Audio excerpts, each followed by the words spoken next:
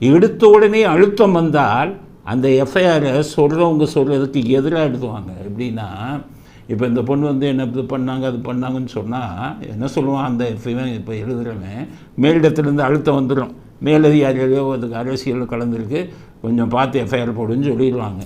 உடனே அந்த எழுதுகிற கான்ஸ்டபிள் என்ன பண்ணுவான், ஏம்மா இப்படி சொல்லக்கூடாதுமா, நீ என்ன இப்படி சொல்லு, இது உனக்கு எதிராக போகுமா அப்படின்னு ஒன்று அவங்க கேட்பாங்க. அப்போ எப்படி சார் சொல்லுது, இந்த மாதிரி சொல்லணுன்ட்டு அவங்களுக்கு எதிராக இவங்க எழுதிடுவாங்க. அவங்க கடைசி இவங்களை நம்பி கையெழுத்து போடுறாங்க. எல்லா எஃப்ஐஆர்லேயும் காவல்துறையினர் புகார் கொடுப்பவரின் வாக்குமூலத்தை அப்படியே வரிக்கு வரி எழுதுவது இல்லை. அவர்கள் தான் முடிவு செய்வாங்க எதை எழுதணும் இதுன்னு. அவங்களை எதிர் சைடுக்கு வந்து அவங்க உதவி செய்யணும்னா அவங்களே மாற்றி சொல்லுமா, இது நாளைக்கு ஓம் பக்கம் தான் போயிடும் அப்படின்னு சொல்லி தான் போடுவாங்க. அப்படி வாங்கப்பட்ட எஃப்ஐஆர் தான் அந்த பெண்ணுக்கு எதிராகவே எஃப்ஐஆரை பதிவு செஞ்சுருக்காங்க. எவ்வளோ பெரிய துரோகம் பாருங்கள்.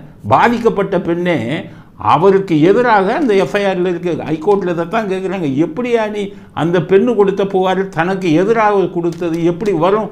அப்போ அது எழுதுனது யார்? பிடிங்க அவரை. அந்த எழுதினவருக்கு மேலே அதிகாரிகள் யார் அழுத்தம் கொடுத்தா? இதெல்லாம் இதில் இப்போ விசாரிக்கணும் இல்லை.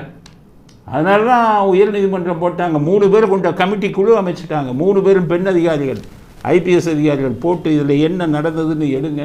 ஒட்டுமொத்த காவல்துறையே இந்த வேலை பண்ணலாமா?